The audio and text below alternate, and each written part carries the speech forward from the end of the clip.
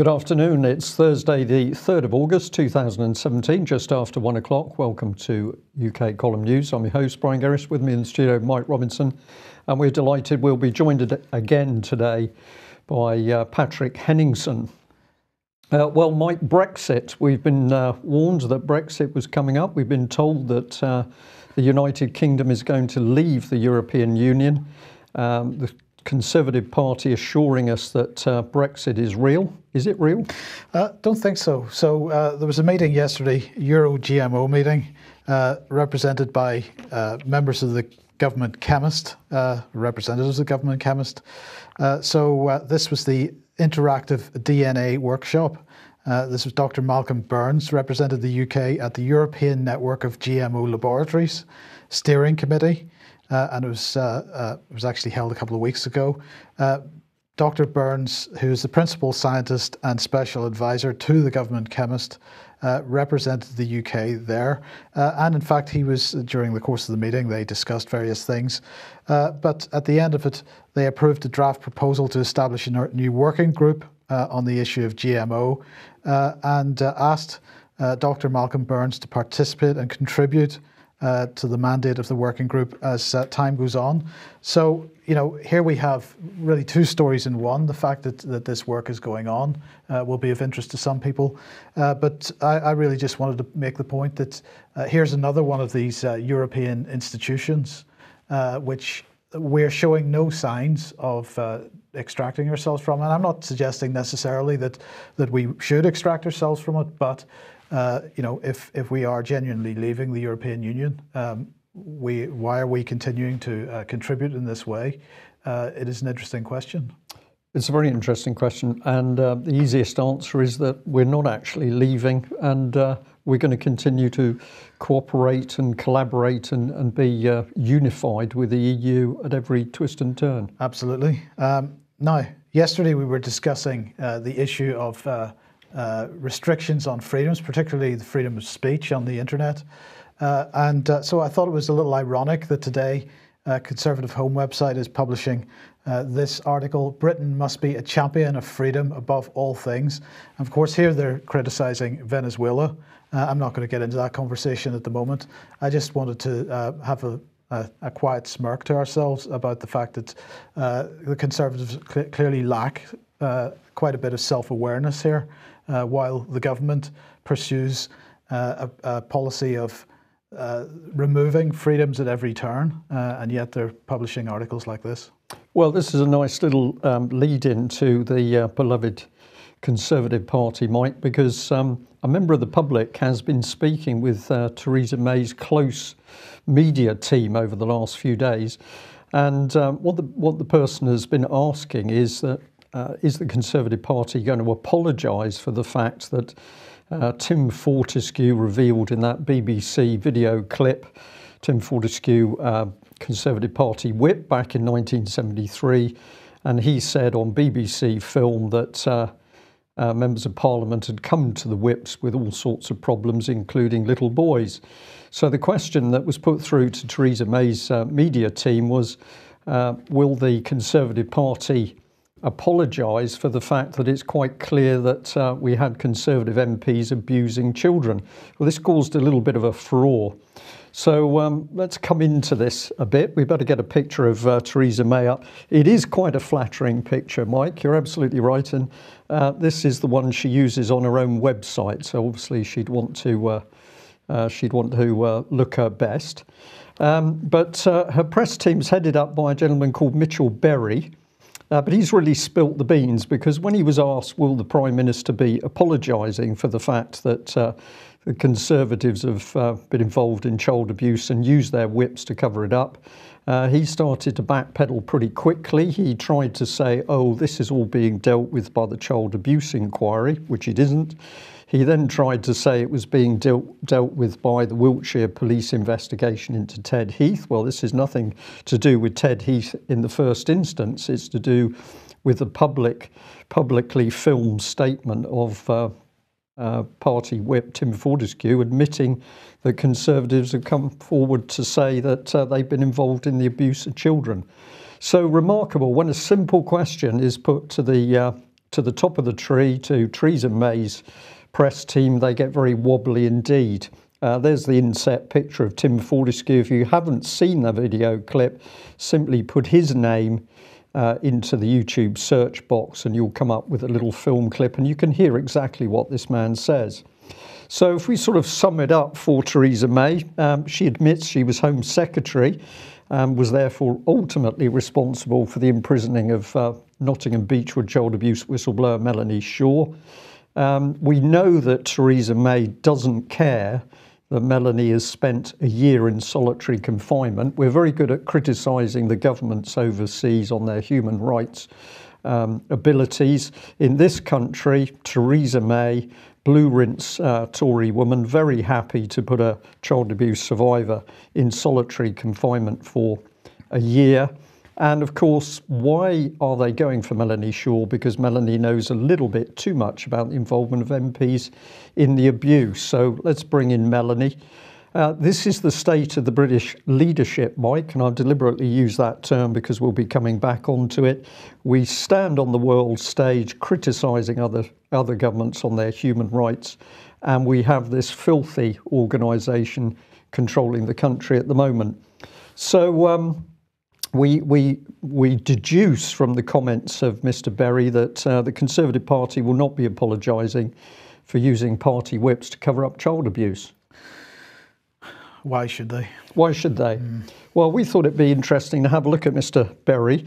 I'm pretty sure that this is his photograph, although you'll notice on the LinkedIn header where you can see some details on his career background, there is no photo. But interestingly enough, this photo is on the internet, and if you click it, it takes you straight to that LinkedIn profile. So we're pretty sure this is the right man. Michael Berry, we know it's the right man because we can actually have a look at what his experience has been. And what's interesting is that when you get into this gentleman, you find that he's been involved in monitoring digital broadcast media channels, working up lines and handling difficult calls, basically. So he's not about putting out the truth about what's going on, he's about working up lines. We've got another job here that he did prior to that, so you can have a look at that, assistant editor. And this one really fascinating. This is research editor with Dow Jones, and it says proprietary investigation and reporting of special interest persons and, quote, adverse media people entities. So this man is a specialist at digging into anybody who's daring to start to ask the right questions. This is not a civil servant, Mike. This is a guru who is involved in spin and propaganda, cleaning up messes. So he's got quite an interesting background. Some of it he spent in Australia. You can have a look at these yourself. Some of it he spent in Japan. But my point is, do I get a feeling that here is a man, career civil servant, best interests of his country at heart? No, he's right in there amongst the dirty dealings of the Tory party. And if there's been anything with children, it's going to be covered up. And I thought this probably sums it up, because we got the Mirror today going in extremely strongly on the social worker, Deborah McQueen. She's allegedly failed to adequately safeguard 11 vulnerable girls who were groomed by the 9 men.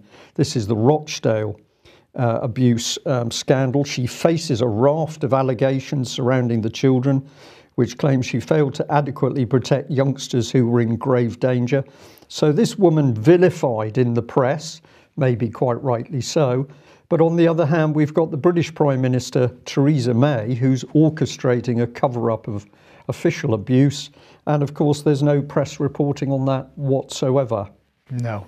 And we'll bring in this gentleman. We've talked about him over the months before, Mike Veal. Now, I'm pleased to say that as a result of UK column publicity and the fact we've been asking our viewers and listeners to help support this gentleman, the views have now gone up to 11,500. But as we say at the top there, this is the police officer investigating Ted Heath for child abuse issues. He's already been pressurised by the British government to pull out, to shut this investigation down. he refuses to do so. This man deserves a lot of support. So I'm going to ask again today, if you haven't had a look at that YouTube clip, please go and have a look at it. I think you'll be very impressed. And if you are impressed, share it with your family and friends. Now, justice reinvestment. Brian, have you heard of that term before? I hadn't till this morning, Mike, I have to say. Well, there's a seminar being held in Manchester on the 13th of September. This is just under the heading of Justice Devolution, but the subhead is Delivering Better Justice Through Justice Reinvestment. So I needed to go and have a look and find out what justice reinvestment is. It's something which hasn't really caught on in Britain just yet, but in Australia and other countries it seems to be quite popular. And it basically, they say that evidence shows that strategic community-driven investment in localized early intervention, prevention and diversionary solutions can reduce crime, build local capacity and strengthen local communities. And they say if there's less crime, there's less imprisonment. So that all sounds very good. But as you start to dig a little bit deeper, what you actually discover is that justice reinvestment begins with data. So in order to reinvest in justice, you've got to gather lots of data on people and so where is crime occurring, what type of crime, why is crime occurring, and so it's really all about data collection and snooping on people to an ever greater degree. And this is the common theme in more and more directions now. We're seeing that this desire to hoover up data on the public in order to protect us is the excuse. Absolutely. Yeah. Well, let's just give a little bit of promotion to Sam, the blogger's work here. And several people sent me through this particular video where Sam is talking on his daily vlog about the encryption ban, retro Rudd style. And this is a very interesting little clip. I think people would do well to go and have a listen to watch it. But basically he's saying that Amber Rudd as Home Secretary is literally owned by the Prime Minister Theresa May, because obviously Theresa May got her into power. He's saying that this mysterious lady Rudd is a fast rising political star, but he says you only have to scratch the surface to see the Rudd family are connected to the City of London. And then he goes on to talk about Rudd taking over her father's stock trading company.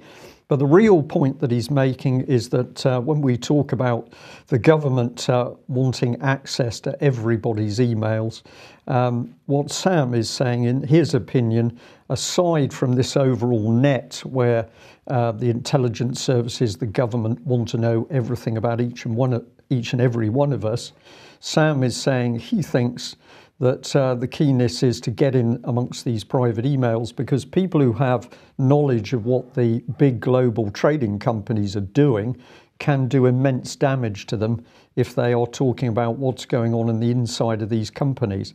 And he is just saying that his feeling is that some of this intent that nobody should be allowed a private electronic conversation is in order to protect the devious and criminal activities of these huge global corporations.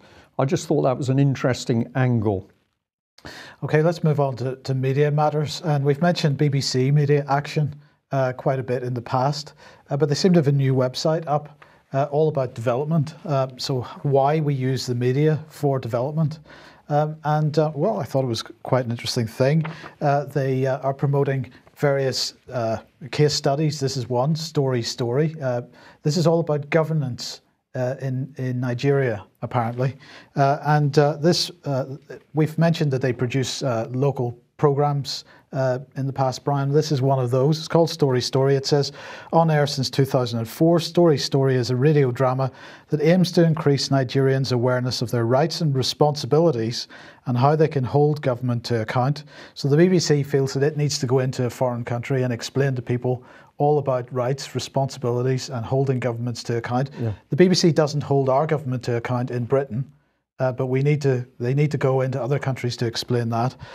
From its very beginning, it has set out to stimulate debate, and more recently has also encouraged the use of dialogue to settle conflicts, is what they say.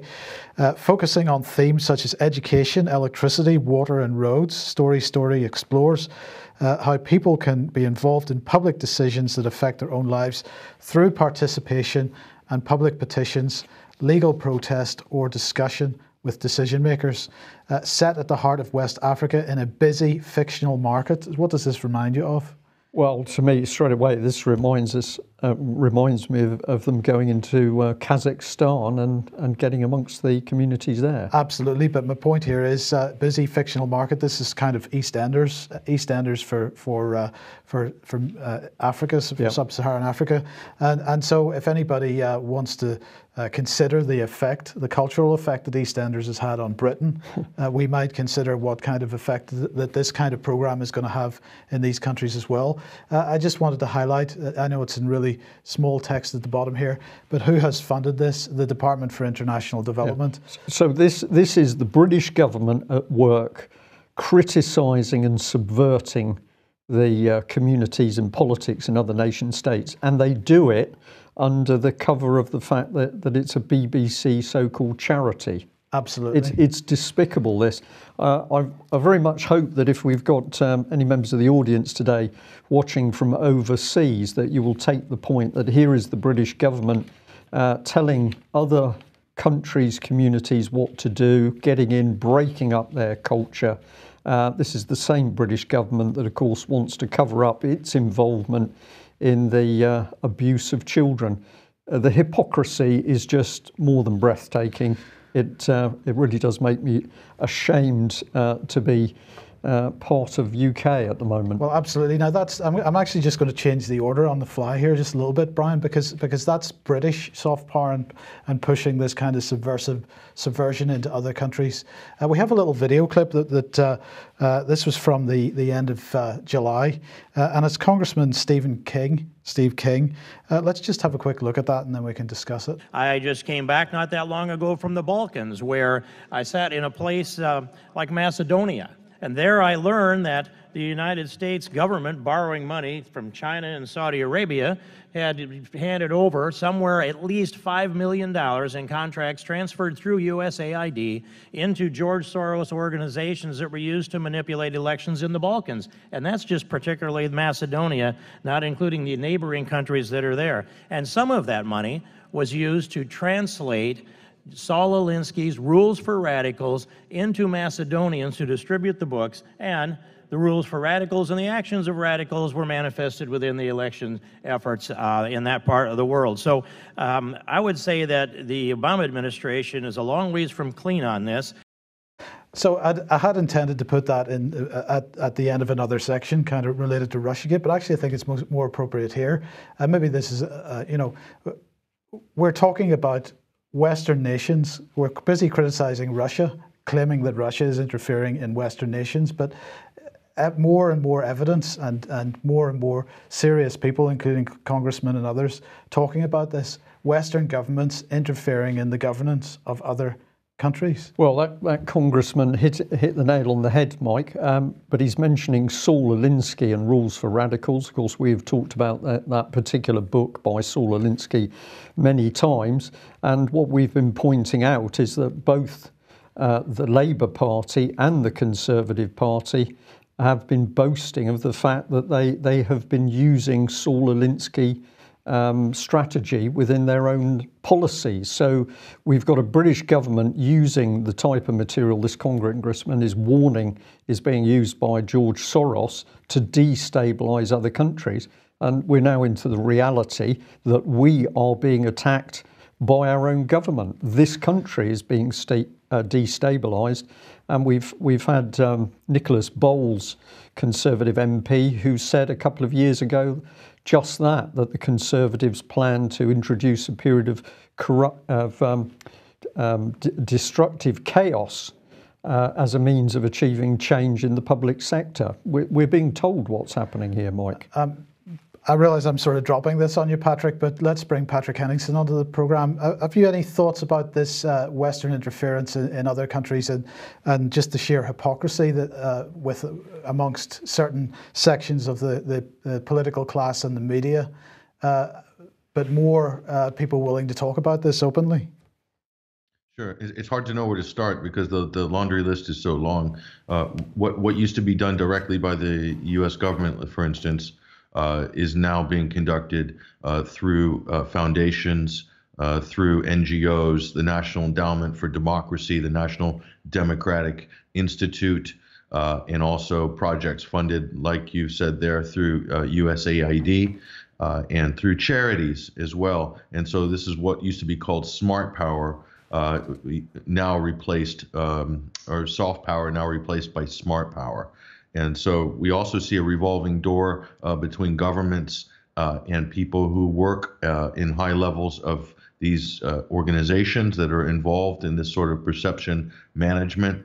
So a revolving door between third sector, international charities and foundations, and government, and also corporate entities as well. Sure, you can look at some of the people in the UK who fit that very same profile, including Jo Cox and her husband, the late Jo Cox and Brendan Cox, as well, in that sort of circle as well. So this is how our governments are affecting change on the ground in so many different countries around the world. By the way, the United States was heavily involved in manipulating Boris Yeltsin into power. If people have a short memory, after the fall of the Soviet Union, the United States was right there, even dispatched advisors from the White House, I believe, to help Boris Yeltsin in his election campaign. I mean, imagine if that was done. Imagine if the U.S. or imagine if Vladimir Putin dispatched 3 of his top advisors to go and help with the Trump campaign openly. Imagine we've lost him, unfortunately. Exactly what the U.S. did. Yeah, indeed. Okay, Brian, a quick. Well, I thought we'd just have a quick ad for ourselves, in fact. So we've got the UK Column website here. Particularly good news yesterday. Obviously, you did that with Patrick. I was in other places. But I just thought how important this was, that the UK Column now really warning that we can see the British government clamping down on any form of alternative media. We know that pressure's already been put on YouTube, and it's coming on Facebook and others. And we want to say that if you value what we're doing, it's not just a question of watching. We need your subscriptions to help keep this going financially. And we also need people to spread the information that we're pushing out. So it's not just watch it and, well, that's it. Wait for the next day's news. Why are we doing this? We're doing it because we hope that our viewers and listeners will use the information we're giving, and they will spread it far and wide, and they will be challenging these very authorities. So that's it. If you're not a subscriber of UK Column, please consider becoming one. Thank you. Okay, let's move over to Russia and the sanctions on Russia. We mentioned this a day or two ago. President Trump has signed HR 3364, which is the Countering America's Adversaries Through Sanctions Act. So that is now law. But he issued a statement as he signed it and said it included a number of fairly clear unconstitutional provisions. He still signed it, though. He said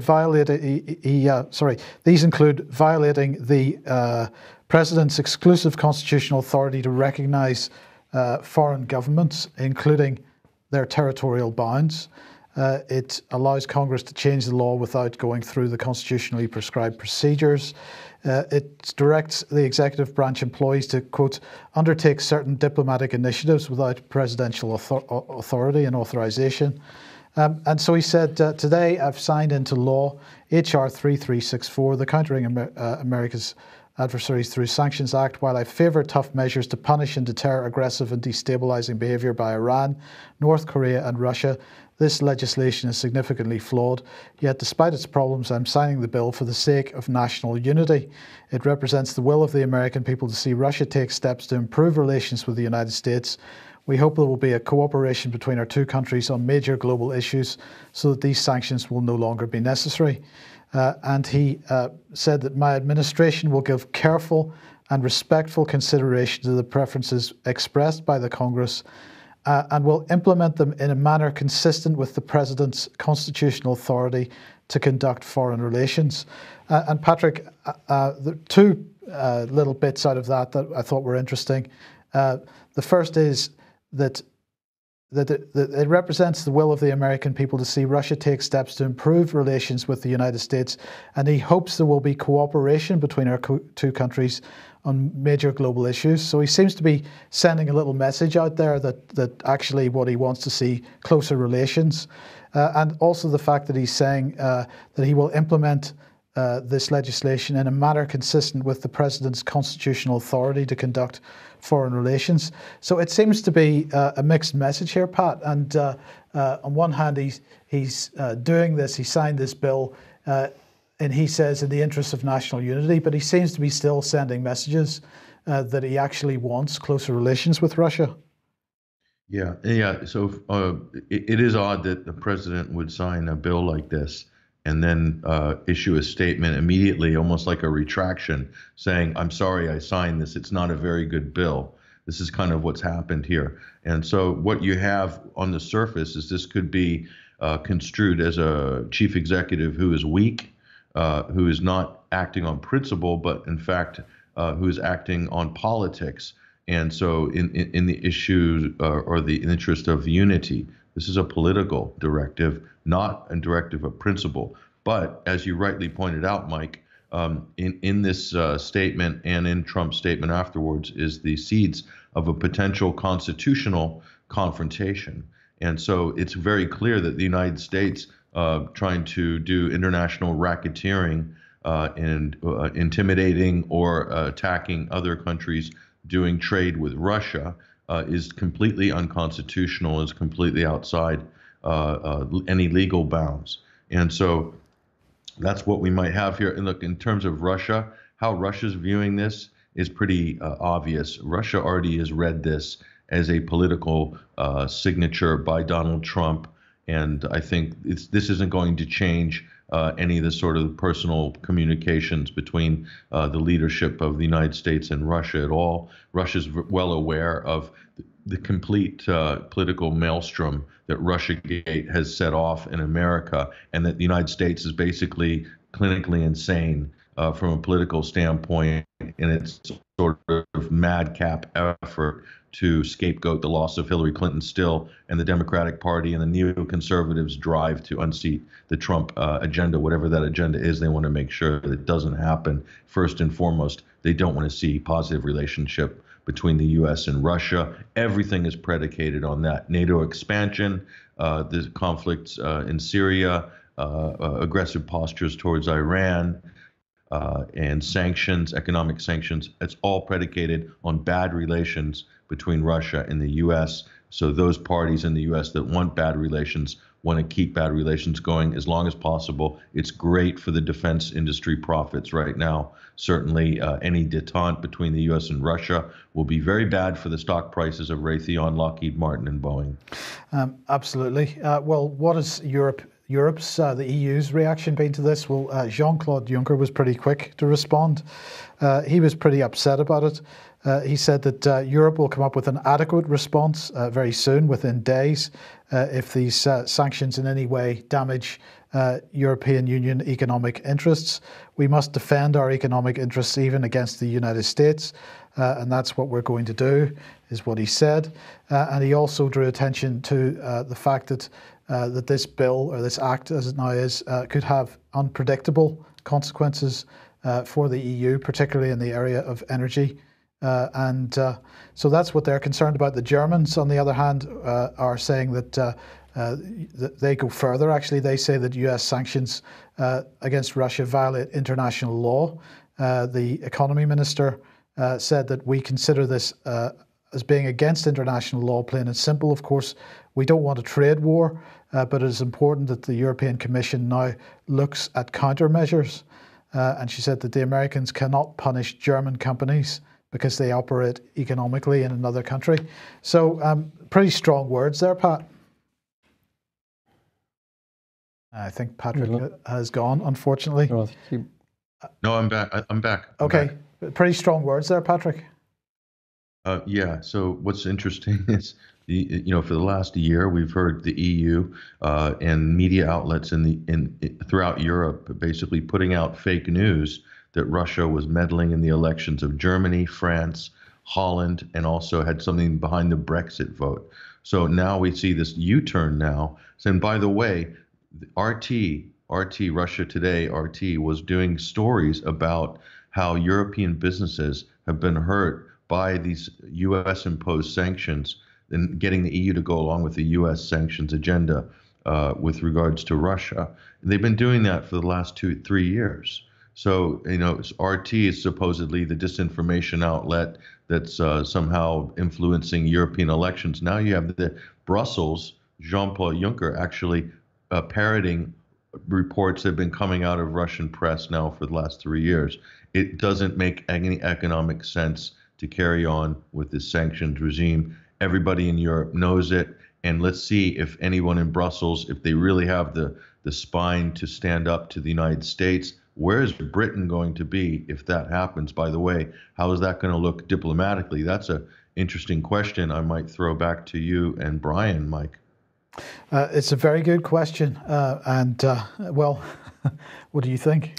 Well, I think if you go down that debate, we've got to get into who is actually controlling the markets. It's a subject beyond nation states, and then you start to see that you can understand how things that one nation is saying, this doesn't work with us, European Union saying something different. If you go higher or you go deeper than that, you're into who is controlling the trade and the money in the first place. Sorry. Yeah. Well, look, let's look at the situation in Trump's administration in general. I think it was the day before yesterday in the evening, Rex Tillerson held a press conference where he was absolutely suggesting that the administration wants to develop ties with Russia and China. He said that the question now is that we believe we're at a bit of a pivot point in this relationship because of how China has progressed now to become the second largest economy in the world, and they will continue to grow in importance to the global economy. He said that looking back over the last 50 years, that there's been major changes since the time of the collapse of European communism. He said that although the Trump administration wants to make America great again, and that Trump is always saying America first, that doesn't mean America alone. So he's making quite positive noises with regard to Russia and China. At the same time, though, having Trump said in the past that they were going to drop the idea of regime change, he also in the same press conference said that it continues to be their view that the Assad regime has no role in the future governance of Syria. But in the meantime, that was Tillerson. Then Mike Pence, the vice president, was over in Montenegro, and as we know, Montenegro just joined NATO, and he's talking to them about their courage, particularly in the face of Russian pressure, that their courage inspires the world, and that he commends them for that. The Russians, in response to Mike Pence's words, and particularly the issue of Montenegro joining NATO, said that such cooperation only becomes a problem for us, the Russians, when it leads to the expansion of various alliances and their military infrastructure towards our borders. And so, Patrick, this seems to me to be a very schizophrenic position within the US administration, and it's still problematic to try to decode what is actually going on here. Sure. It does remind me a little bit of the schizophrenia that's spilled over from the Obama administration, where you had sort of the Department of Defense, the Pentagon, and the State Department seeming to pull, in two different directions. And you'd often have conflicting statements between, let's say, Secretary of Defense Ash Carter and John Kerry as Secretary of State at the time. Meanwhile, Obama was sort of hiding in the background, leading from behind. And so I think now we're seeing something similar. Trump is caught in the same sort of situation where you have this sort of varying agendas. One is a military-industrial Pentagon agenda, clearly, and then you have the State Department seems to be acting really in the interests of diplomacy and global trade and good relations. This is embodied by the statements made by Rex Tillerson, and Trump is staying pretty much a little bit in the background on this. He's not backing up his Secretary of State, and he's not coming out and sort of hitting him over the head either by backing the Pentagon line. So Trump is really leading from behind in much the same way Obama is. And if this says anything, it does reinforce the idea that many people have that the sort of the deep state is really all pervasive in the United States, whereby any individual politician will not be able to get an agenda through easily, even if it's an agenda of reform that has positive implications. It's still going to be difficult because these sort of things are well entrenched. Okay, well, let's look at what Britain's response to sanctions in general is, because, of course, Britain's still presenting the idea that we're leaving the European Union, and they're pretty concerned that if we leave the European Union, that Britain's ability to levy sanctions are based on European legislation. So they have published the response to a public consultation, which is now complete, and they say that to enable post-Brexit Britain to continue to play a central role in global sanctions to combat the threats of terrorism, conflict and the proliferation of nuclear weapons, they are proposing additional powers to cut off funding for terrorists by making it easier to freeze assets and block access to bank accounts. Of course, we're not just talking about terrorism in this. This sanctions bill is going to ensure that the UK has the necessary legal powers to implement sanctions after Brexit, as well as greater flexibility in choosing when and how to introduce new measures. They say that the UK will also continue to play a central role in negotiating global sanctions as a member of the UN Security Council. So this is what the relevant Minister of State had to say. The new sanctions bill, this is Alan Duncan, will ensure that when the UK leaves the European Union, we retain the ability to impose, update and lift sanctions regimes. So that's good stuff, isn't it? Well, I just jotted, while you were taking us through that, Mike, I just jotted down here that legal framework to me represents a template, or it represents a pro forma. If you analyse what that really is, it's a straitjacket. So it isn't that each thing is going to be dealt with on its merit when it comes up. We're going to have a straitjacket in order to have a more generalised government view on the issues put in place. Not sure I explained this very well, but what I really mean is what happened is just common sense and intellect, that as an issue comes up, you deal with it. Now we've got to have a template. Yeah. Absolutely. Now, when I showed that little video clip earlier on of Congressman Steve King, he was actually speaking at a hearing, looking at the situation with James Comey's involvement in several recent controversial cases, including Russiagate. But the Guardian reporting that Comey has now signed a $2 million book deal. So is this his payoff for losing his job, Pat? Okay, this is one of many payoffs that this person will be receiving for a job well done.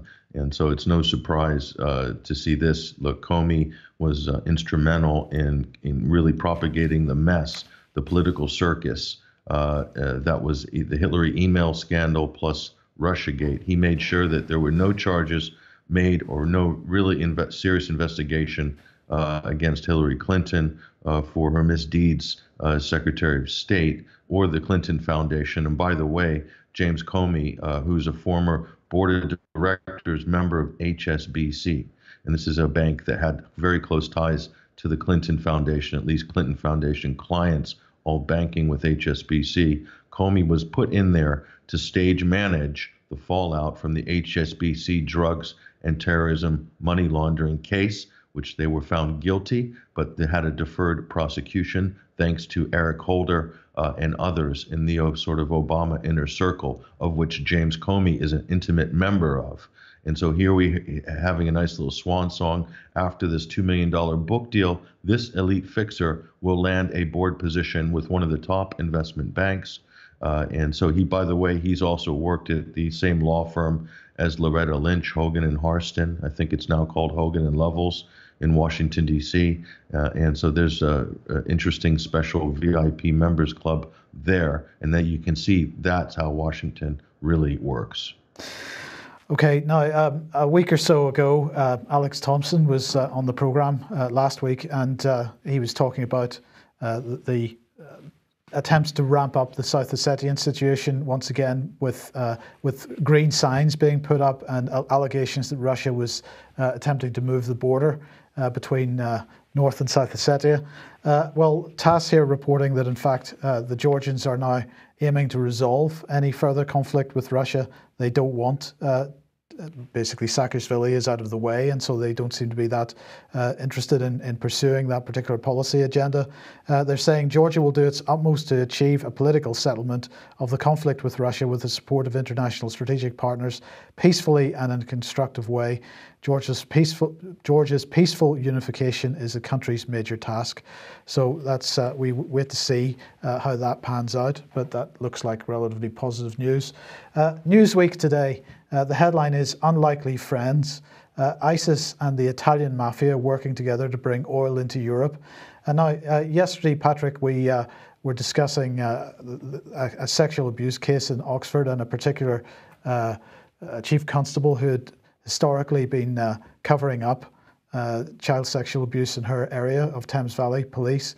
That's Sarah Thornton. And you were making the point about long-term investigations. So Newsweek publishing this article today about ISIS and the Italian Mafia working together to bring oil into Europe. But in fact, you had been covering this issue as far back as 2015. So this is 21st Century Wire special report, ISIS oil, follow the money, and in brackets, back to Europe. So this is not a new story. No, it's not, but it's a little bit of fake news clickbait by Newsweek. And Newsweek has really sort of fallen off the ledge in terms of a respectable news outlet. It's sad to see an 80-year brand go down the toilet that quickly, as we saw with the Kurt Eichenwald story the last couple of weeks. But the real story with regards, and if you read actually that Newsweek article, it says links between the mafia and is this ISIS oil? It's inconclusive. We're not sure. We can't confirm it. Yet they splash that across the headline, which shows a level of desperation by Newsweek. But this just covers up the real story. And it's not the Italian mafia that you should be looking at. It's the corporate mafia based in London, okay? Because there is a British firm called Genel Energy. And at the head of that company, I don't know about today, but while this illicit ISIS oil trade was going on, this was Nat Rothschild and Tony Hayward. Those are two names that should be familiar to everybody, especially Tony Hayward and his involvement in the BP Deepwater Horizon disaster, okay? And so what are they doing? They're working with the Kurdish regional government in Iraq, and who are working with middlemen and getting illicit ISIS oil. And this is being channeled via the Kurdish regional government and then into Genel Energy, and then making its way to refineries, I believe on the Turkish coast, possibly, and then on its way into Europe. That's Genel Energy. And guess what? They've done this in consultation with the British Foreign Office. All the details are in that document, which are linked to in that report that we published, Randy Johnson, in 2015, Mike. It's all there. Has anything done about this? Nafis Ahmed, former Guardian writer, he's also uncovered this to great detail in an independent investigation. This has to be a scandal, yet it was just swept under the rug, and the mainstream media will not touch it. Yeah. Okay, thank you, Patrick. Well, we can stay on the subject of terror and come in at a slightly different angle. This is the Mail report on the trial of Nawid Ali, Kobabe Hussain and Mohibur Rahman. And the headline here, MI5 officers' banter was like TV's Homeland Security Service came under scrutiny during terror trial because of undercover officers' embarrassing text. And we got a little bit of that. One deleted message from an MI5 officer known as Vincent read, "The situation we find ourselves in with British security services is not ideal. Either way, I'm even more determined to put in an, quote, Oscar performance when I get in that witness box," he's talking about. On another occasion, he said, "As you know, I'm working tomorrow. I think I'm write in saying that this will be the first time you've covered me since becoming a newly qualified cover. I feel I must warn you there are certain things I need to make you aware of. He then goes on to say what those things are. I cannot under any circumstance be trusted with any of the following: small children, guns, loose women, £50 notes, strippers, massage parlours, any nightclub in Prague or Liverpool, bald women, they really turn me on, any car that will exceed 70 miles an hour, 5-star hotels, any one of my 3 passport, Jacobs Creek, sparkling Shiraz, Dalmore, car strength whiskey. These are pretty immature comments from this man. And of course, it was ultimately used by the defence to say what was actually going on in this case, because the defendant, or at least one of the defendants, was back on the subject of entrapment by security services. So we picked up on this little bit here, right at the end of the article. We had Detective Chief Superintendent Matt Ward, head of West Midlands Counter-Terrorism Unit. He said he was really proud of his officers, particularly our undercover operatives who were in an incredibly dangerous situation. So we've got an amazing spread of opinion there. We've got some clearly very, very immature MI5 agents working alongside police, all counter-terrorist operations. But Matt Ward there said, well, my boys were in there doing a good job. Well, were they? Who briefed them? What was the job? Of course, the public doesn't know. But a little bit of homework, we came up with the superintendent himself. This is a little video clip that Matt Ward was giving. And it's the setting up of yet another system to get local people to spy on each other. He said this week, and that was going back to March this year, we're launching ACT, Action Counters Terrorism. It's a national campaign designed to encourage members of the community to phone us, email us to let us know if they suspect anything which causes them concern. We need to get as much information as we can to keep the communities of West Midlands safe. There's the raking in of the information that you've been talking about, Mike. And I just found it fascinating that this operation clearly gone badly wrong. This is one of the key men behind it. And what did I find interesting? Well, this Guardian report is talking about them working with future leaders. So we're back into the fact we've got special people, specially selected. And here we are, Detective Chief Inspector Matt Ward is one of those specially chosen people to become leaders. And here he is implicated with an operation which the Mail, at least, is pointing a finger and saying something was not right. So it brings us back onto this theme of what is going on. Here's Sarah Thornton that you mentioned yesterday. She headed up Oxford Police when we were interested in what she was doing. But of course, she's gone on to chair the National Police Chiefs Council. So one minute she's part of a force covering up the abuse of children. The next minute she's leading all of the police forces. And here it is. She says that one of her key areas is police leadership. Yes, because she's another common purpose future leader. Common purpose future leader. And we're back on the subject of follow the trail of money and the abuse of children, and you're getting somewhere close to what's going on. Patrick, any parting comments from you? Well, just back to that West Midlands police story. I think this is the story where the police set up a fake courier company to target terrorism suspects.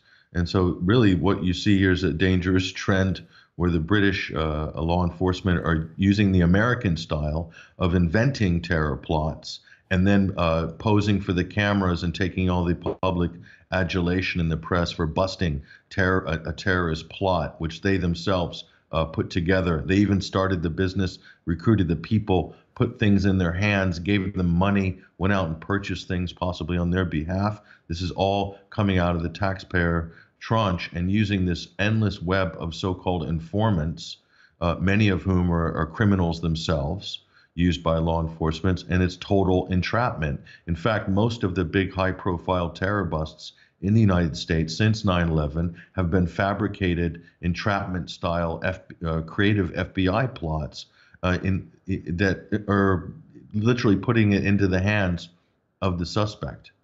and then claiming there was a bust or a plot, even egging on the person to talk radically or whatever, and get them to go, get a bus ticket to Washington, D.C., in like the case of Chris Cornell in January 2015, when he was busted for plotting to attack Congress. And he was a depressed, confused teenager from Ohio who didn't even make it out of his town. He was busted at the local gun shop by the FBI, and they made it like it was this big terror bust. Is this what Britain's going to be doing now? Inventing terrorist plots and then busting them and then posing in the press like they've done something? Because if they are, it's going to turn into a circus really fast.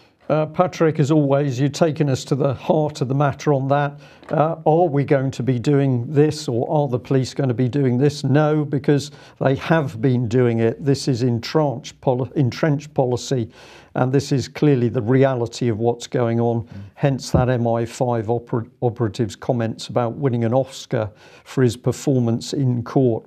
We'll be on the case of what's happening here in the UK columns news come up. Patrick, thanks very much for joining us, and we will be back at the same time tomorrow, hopefully joined by David Scott with Northern Exposure. Thanks very much. Bye-bye.